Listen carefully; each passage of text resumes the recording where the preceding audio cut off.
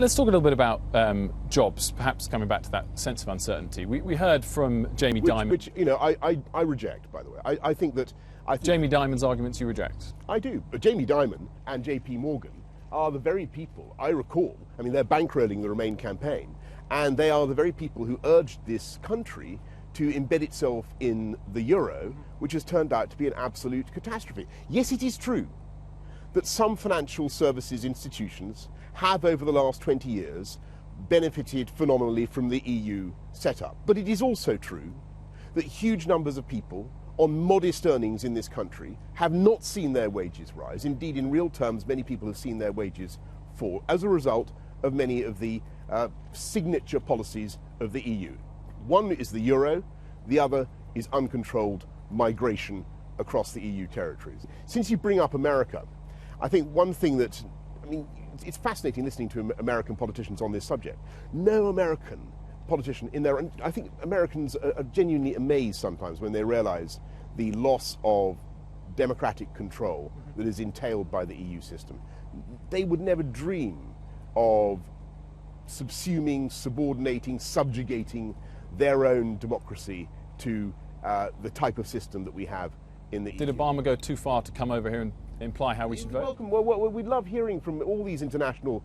Angela Merkel's sounding off at the moment. Let them speak. It's very interesting to hear their points of view. But in the end, this is a decision for the British people. And I think that when we vote to leave, as I hope very much that we will, on June the 23rd, it will actually be a blow for freedom and democracy. The EU system, I think American viewers would appreciate, is profoundly sclerotic.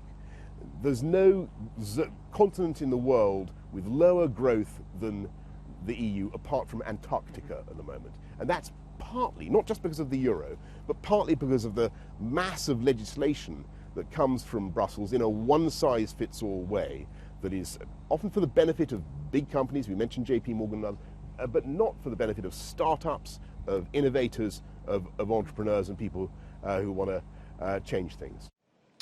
Good morning, guys. So I just want to set the tone off the back of that. Now, of course, Jamie Dimon made headlines in London on Friday when he said that a Brexit could potentially cost up to 4,000 JP Morgan jobs moving outside of the UK. And, of course, you know, who are we to question his take on JP Morgan jobs? He's got the best handle on that. But I think what's really annoying the Leave camp in the UK and various British voters, as Boris Johnson was suggesting there, is it is a sense, and the same is true when President Obama was speaking a couple of weeks ago, that people are suggesting this is how you should vote the UK, this is what it means, these are the downsides, even though would Americans really consider giving up any of their own sovereignty, put in the same position? And I just want to bring up a line from Jamie Dimon's own letter to shareholders just a few months ago. He said, one can reasonably argue that Britain is better untethered to the bureaucratic and sometimes dysfunctional EU. He then goes on to highlight the economic risk in the short term, which he was also highlighting last Friday. But it does show that perhaps there's a bit of double standards here when outsiders Wilfred, come in.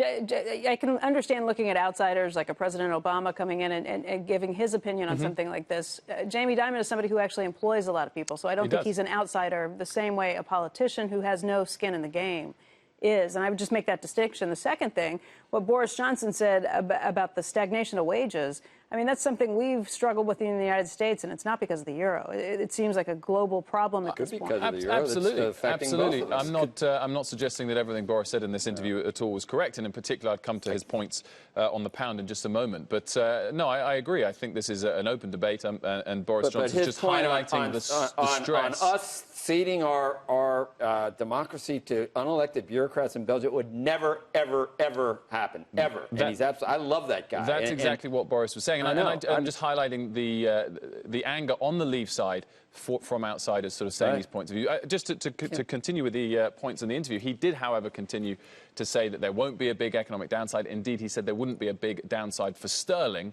which I think is wishful thinking from Boris Johnson. Of course, we've seen the pound off 0.8% today off the back of one poll showing Leave momentum. It was down 2% last week off the back of an ICM poll showing Leave momentum. 144, though. And I think, you know, if we did see a vote to exit, we'd see a lot more downside in the pound than the Leave camp's prominent campaigner Boris Johnson is suggesting.